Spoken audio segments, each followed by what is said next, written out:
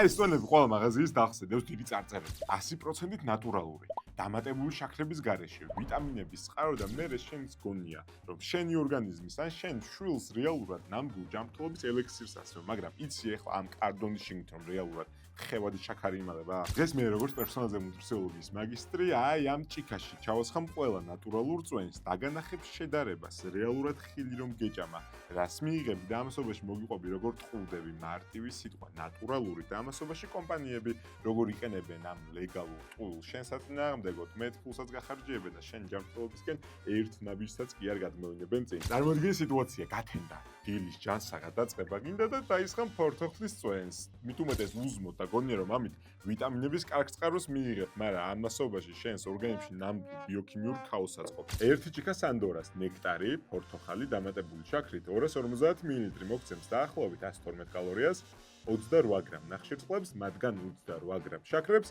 და თითქმის 0 გრამ ბოჭკოს. მაშინ როცა რეალურად ამ ერთი ჭიქა ფორთოხლის წვენის მისაღები დაახლოებით 350 გრამი ფორთოხალი რომ გეჭამა. მოგცემ და 154 კალორიას, 39 გრამ ნახშირწყლებს, 31 გრამ შაქრებს, მაგრამ ამასობაში მოგცემა დაახლოებით 8 გრამ ბოჭკოს. ეხლა რასაც გიყვები ეს შენთვის შეიძლება უბრალოდ რიცხვებია, მაგრამ შეგრძნების დონეზე დაფიქრდი ბოლოს როდის მიირთვი წვენი და თავი იგზენი დანაყრებულად და როდის მიირთვი 2 ცალი დიდი ფორთოხალი და ამის შემდგომ კიდე 2-ის დამატება მოგდომებია ზემოდან. ეხლა ფიქრობ 2 ცალი ფორთოხალით უფრო მეტ კალორიას და ნახშირწყლებს და მათ შორის შაქრებს მაძლევს. მაშინ წვენი არ ჯობიაო და აქ თავარი პრობლემა არის არა მხოლოდ რაოდენობაში, არამედ სისწრაფეში როგორ შეიწოვება ეს შაქრები შენს ნაწლავში. და აქ თავარი განსაზღვრელი არის არა მარტო ის რამდენ გრამ შაქრებს მაძლევს ორივე, არამედ რა მოყვება საჩუქრად. უნდა იცოდე რომ შენს ნაწლავებში ბოჭკო რომელსაც ფორთოხლისგან იღებ ან ნებისმიერ სხვა ხილისგან არის ისეთი მეგობარი, მეზობელი, რომელიც სტუმრად მოყვება შაქრებს და არის მისი მთავარი სკივრი. ბოჭკოსთან ერთად ნებისმიერი ოდენობა ნახშირწყალი უფრო ნელა შეიწოვება შენს ნაწლავებში, რაც ნიშნავს იმას, რომ თუ ერთი ჭიქა ფორთოხლის წვენი სისხლში გლუკოზას აახტუნებდა ძალიან მალე, შესაბამისად ცამდე აწევდა შენს ინსულინის დონეს, რომ ეს გლუკოზა როგორმე კარებში შეეშვა და ორგანიზმის ენერგიად გამოეყენებინა. ფორთოხლის შემთხვევაში მიუხედავად თუნდაც იგივე რაოდენობა ნახშირწყლების მიღებისა, ეს პროცესი იქნება მეტად უფრო გრადუალური. ამას ვუძახით გლიკემიურ ინდექსს და როცა საქმე ჯანსაღყვებას მიდგება, იცოდე რომ ნახშირწყლები და შაქრები შენ თავი მტერი არ არის. თუმცა მნიშვნელობა აქვს თუ არა ნახშირწყლების ფორმას? პასუხია კი. სწორედ ამიტომ დაბალი გლიკემიური ინდექსის მქონე კვების სტილი არის ერთ-ერთი პრიორიტეტი, როცა საქმე ჯანსაღყვებას, პროდუქტიულობას, წონის კლებას, ან თუნდაც ადეკვატურ ვარჯიშს მიდგება. და ეხლა რაც მოგიყევი, მე დავუშვი რომ ყველა ნატურალური წვენის მწარმოებელი კომპანია ნამდვილად ფორთოხალს იღებს, წურავს, გიფასუებს და მაგას სვამ შენ ყოველ დილით. თუმცა რეალურად ეტიკეტში უნდა ეძებო მნიშვნელოვანი ჩანართები, რომლითაც მიხვდები ეს წვენი ნატურალურთან უფრო ახლოსაა თუ უფრო შორს, მიუხედავად იმისა, რომ პირველი წითელი ხაზი ეტიკეტზე სიტყვა ნატურალური არაფრის მომცემია. გაიგლაინებით სიტყვა ნატურალურს მკაცრი რეგულაციები არ აქვს და მე როცა ვხედავ რომ სანდორა ხილის ნექტარით, საწავიდე ნატურალური. ნატურალური წვენები არ მომიტანე გიორგი? ეს არ ყოფილა ნატურალური. აქ არ წერია, სხვაგან ხო წერია. მოკლედ მივხვდი ის თქმა მინდა, სიტყვა ნატურალური არაფერს გეუბნება და ამასობაში იცოდე რომ ბევრს არაფერს გეუბნება 100%-ით.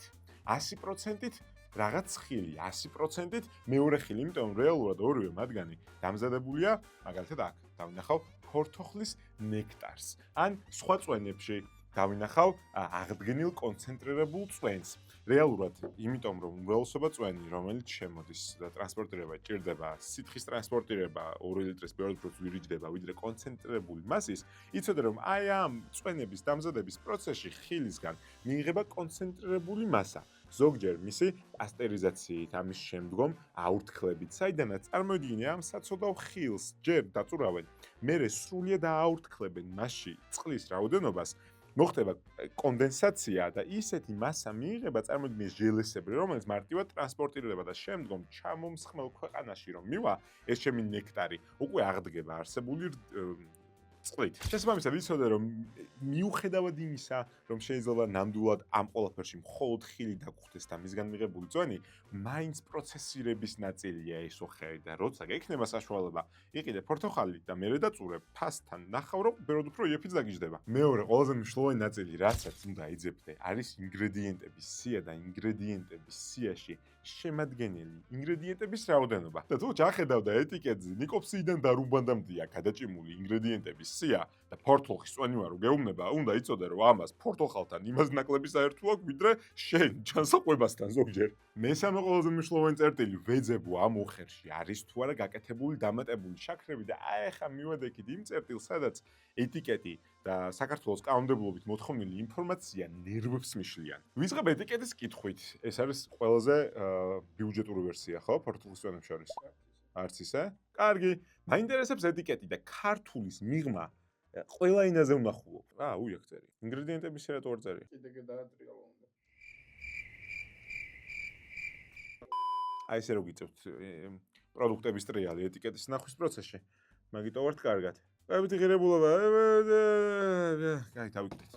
ვიყიდე სანდორა. პორტოხალი და მანდარინი, ინგრედიენტები: პორტოხალი 45%, მანდარინი 15%, წყალი, შაქარი. ერთადერთი გზა დავადგინო პროდუქტში არის თუ არა დამატებული შაქრები, ჩემთვის წვენებში, არის ინგრედიენტებში თუ ამოვიკითხავ შაქარს. იმიტომ რომ რეალურად ეტიკეტს თუ შევხედავ, ეტიკეტში მეუბნება ნახშირწყლები 11 გრამი, მათ შორის შაქრები 11 გრამი. ეს არის ის შაქრები, რომელიც ამ ხილში, ამ უხერში ბუნებრივადაა. საქაროზა, ძირითადად გლუკოზის და ფრუქტოზის ნაზავი, რომელიც შაქრებად გამყავს, ბუნებრივად ნაპოვნია ხილში. მე თუ მაინტერესებს ამ 11 გრამ ნახშირწყლებში. ყველა შაქრებია, ბუნებრივად შეიძლება იყოს. თუმცა მათ შორის დამატებული შაქრების ვალდებულება, რომ ამრახთ ამ ოხრებს, მეც მიჭირს იმის გაგება, აი ამ წვენსა და ამ წვენში ბუნებრივ შაქრებს ხვდები, თუ დამატებულს. ერთადერთი გზა, ჩავხედო ინგრედიენტების სიას და დავაკვირდე შაქარი მიწერია თუ არა, თუ მიწერია, ესე იგი მწარმოებელმა ჩემი გულის გასახარად ზემოდან დავუმატა შაქარი. ეხლა კითხვას დამისვამ. საბოლოო ჯამში რა მნიშვნელობა აქვს ეს შაქარი? ბუნებრივი წყაროებიდან წამოვიდოდა, თუ დაემატებოდა 6% 100 მლ-ზე? პასუხი არის კიც და არაც. ოღონდ კონტექსტია დამოკიდებული. დამატებული შაქრების მეტაბოლიზმი ზუსტად ისე ხდება ორგანიზმში, როგორც ბუნებრივი შაქრების. თუმცა უნდა იცოდე, რომ ზოგადად მასიურად პროდუქტებს, რომელსაც მე ულტრა პროცესირებულს ვეძახი, რაც არ მახარებს, არის ის, რომ აქვს ძალიან მაღალი კალორიული ღირებულება და ძალიან დაბალი ნუტრიენტული, ანუ კვებითი ღირებულება. ამასობაში კონტექსტი, სადაც ეს დამატებული შაქრები ჩემთვის პრობლემა არ იქნება, არის ფიზიკური აქტივობა. ანუ წვენი და ეხლა ცოტა ხანში მოგიყვები, როდის შეგვიძლია ზოგადად ბავშვებს შევთავაზოთ მათთვის ორიენტირებული ზომა ფორმის წვენი არის ის კონტექსტი, სადაც ადამიანი ფიზიკურად აქტიურია, იმიტომ რომ შენ კუნთებს ახასიათებს ესეთი უნიკალური უნარი, რომელსაც ინსულინ დამოუკიდებელი გლუკოზის ტრანსპორტი ეწოდება. არ გათიშო ხა ვიდეო. დაფიქრდი, სისხლში გლუკოზა მოიმატა, ინსულინი, ჰორმონი, რომელსაც შენ გეშინია და ენდოკრინოლოგები გაშინებენ, მისი მთავარი როლი, სასიცოცხლო როლი არის გლუკოზა შეუწყოს უჯრედში. თუმცა ორგანიზმი ჭკვიანია და იცის, რომ ინსულინის გარეშე შეუძლია ამ ქმედების შესრულება, ოღონდ ამას სჭირდება ფიზიკური აქტივობის კონკრეტული ინტენსივობა. ამით იმის თქმა მინდა, რომ დამატებული შაქრები და შაქრები მით უმეტეს დასაშვებია შენ ჯანსაღმობის რაციონში, თუ ამ ყველაფერს ფიზიკური აქტივობა მოსდევს. ანუ კონტექსტი გავიღვიძე, ფორთოლხის წვენი დავლიე და 2 საათიან მარათონზე მივრბივარ, იდეალურია, სწორია. კიდევ უფრო მეცაც გეტყვი, რამე ისეთი მინდა, რომელიც თხევადი შაქრებით სავსეა და ბოჭკოც კი არ მჭირდება, რომ ეს შეწოვის პროცესი არ შეანელოს. სწორედ ამიტომ მეორე კონტექსტში დამატებული რაფინირებული შაქრები მაძლევენ ნეგატივს? პასუხია მაძლევენ. თუ არ მოხდა მათი სწრაფად ათვისება, მათი შეწოვა, ჩემი საჭმელებელ სისტემა ეს არ აისახება გრძელვადიან პერიოდში, დადებითად ამასობაში ორგანიზმში ყველა შაქარი იქნება ეს თუ რაღაც ნებისმიერი კალორია. რომელიც პროფიცით მომაქცევს დამარაგდება ორგანოთა შორის, ან კანქვეშა ცხიმში, რომელიც ჯერ გარეგნულად შემაწუხებს და მერე კიდე ჯანმრთელობაზე შემაწუხებს. ხო, რაც დამავიწყდა. გითხარი, რომ წვენის დაწურის პროცესში და აი ამ კონცენტრატის მიღების პროცესში ესო ხილი პასტერიზაციას განიცდის ამასობაში, იმიტომ რომ შენახვადი იყოს, აბა დაწურე ერთი პორტოხალი და გააჩერე.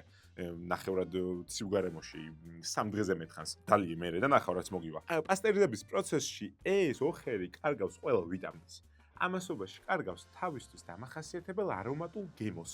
სწორედ ამიტომ იცოდე, რომ აი ამ ოხერს თუ პორტოხლის გემო არ აქვს, არც უნდა კონდეს და თუ აქვს, ყოჩაღ წარმოებულ კომპანიას დამატებითი კონცენტრატები დაუმატებია იმისთვის, რომ იმიტაცია მოგცეს გემოს. აი ხო მივოდექით ვაშლის წვენს და ვაშლის წვენების მაგალითზე, მინდა გითხრა, რომ რეალურად ამ წვენებს შორის ნამდვილადმა განსხვავება, მაგრამ მე თუ ეტიკეტის კითხვა არ ვიცი, ან ყველანაგავია ჩემთვის, ან პირიქით, ყველა ერთმანეთს გავს და მაგიტო ნებისმიერ სწავლობ და ორი ყველაზე კარგი მაგალითი ამის იყო კამპა და კაპი. რომ დავხედავთ კამპას, ვნახავთ, რომ პირველი ყველაზე მნიშვნელოვანი არის ზომა, რომელიც არ უნდა იყიდო ამათგან, დარწმუნებულია, რომ ბოლომდე დალევა.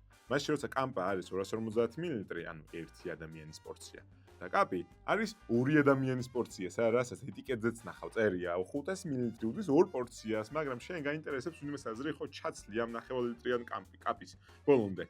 და რეალურად კალორიების ორმაგს იღებ შაქრების დაახლოებით 63 გრამს, რომელიც თავსაც დაგატკიებს, მოგაშიებს, გლუკოზის მეტაბოლიზმის პრობლემას გაგიჩენს აქედან 20 წელიწადში, მაგრამ რატო იტკივებ თავს?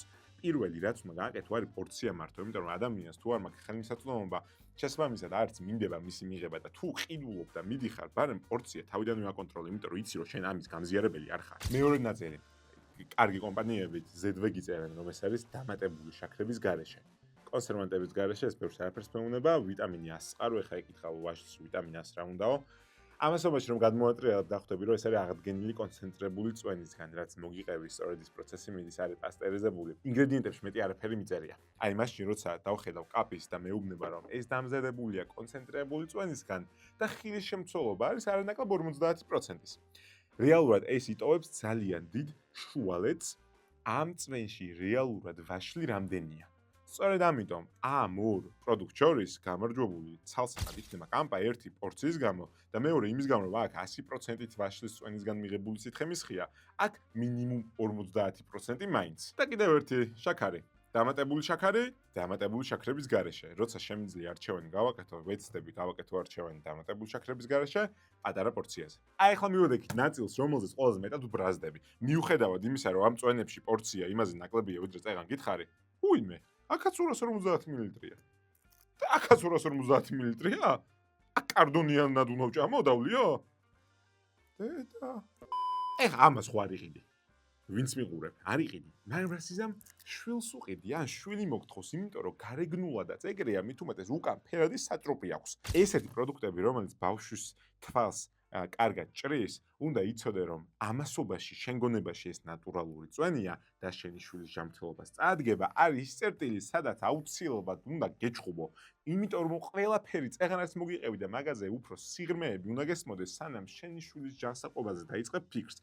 რეალურად ჯერ ხო დამატებული შაქრები 2 წლამდე ბავშვისთვის სასტიკად აკრძალულია და იცოდე რომ შენი შვილის გემოვნების რეცეპტორები სრულიად სხვანაირად ყალიბდება და არის ვიდრე ეხლა შენ გაქვს და ბებია რომ საჭმელს გასინჯავს და იტყვის ვაიმე რა უგემურია ჩემი წლინახევრი შვილისთვის შაქარი და მარილი ხო არ დავამატაო საერთოდ აცდენილია ყველა ნუტრიენტულ სტანდარტს.